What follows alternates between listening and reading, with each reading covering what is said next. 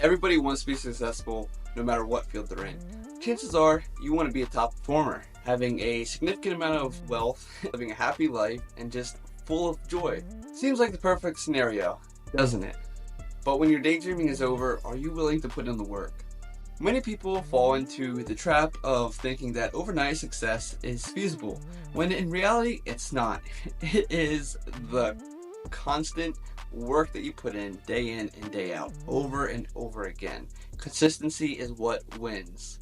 However, when you're in the middle of the race and you see the beginning and the end, you may look at that gap and get lost and think, why do I even bother?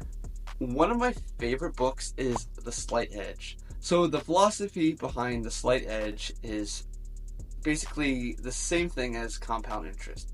You do these daily tasks over and over again, and then eventually you will see the big result, and everyone will be like, wow, you were an overnight success. When in reality, it was from you putting in the work over and over again. When you adopt the mindset of the slight edge, you have to act like you have this philosophy. And I promise you that you're going to see the results. So let me explain a little bit more. I'm talking about putting in the work, doing these big events and doing them day in and day out. When really that's not what I'm talking about at all. So doing these little tiny things every single day is what's going to help you be successful. So drinking enough water every single day is going to help with your health. Eating the right food every single day is going to help with your health. Are these hard things to do? Not at all. But they're very easy to avoid as well. Is not brushing your teeth one night going to kill you? No. You're going to have great teeth if you forget to brush your teeth one night. But if you don't brush your teeth for 300, 500 nights in a row, then you're going to have pretty nasty teeth. Same thing goes with our diets, as I was just talking about.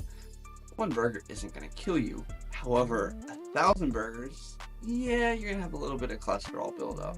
These small little bad habits that you don't really pay attention to, you need to have the same effect with these very good habits that you have. To me, working out is nothing. It's just a part of my day. I do it every single day. However, people may look at me and think, oh my goodness, that guy's on gear, or that guy looks like he just is incredible. But in reality, no. I've just been doing this for almost a decade. First things first though, you have to choose your predominant mindset. Either you have the blaming mindset or you have the winning mindset. This is something that's going to occupy your mind without you even thinking about it. For example, you thinking about what you should eat, you're automatically going to pick the good healthy choice that's going to give you your protein rather than considering ice cream or a donut. The first category, the blaming mindset, likes to play victim all the time. Woe is me. Oh, this happened because the world hates me. This happened because of that. Oh, show me some pity. I'm sure you know people that are just like this. And let me tell you, they get on your nerves.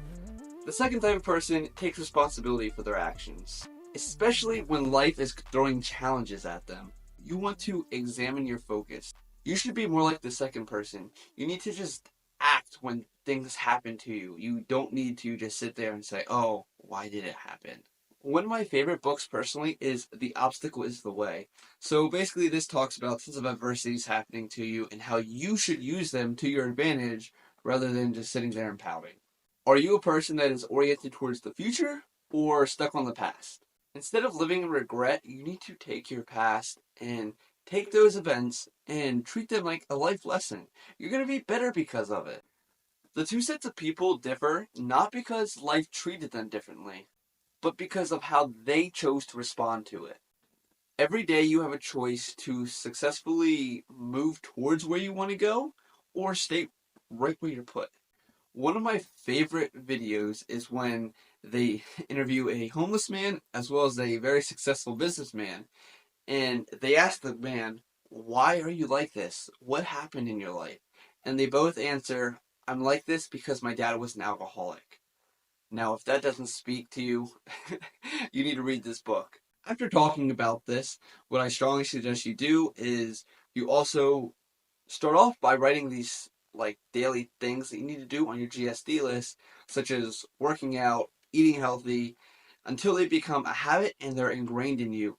And therefore, you can switch up your GSD list to other tasks that are going to help you improve your life, because these old tasks like working out, eating healthy are just ingrained in you. You're just going to do them. So this is where we want to get eventually at the end of these 6 weeks.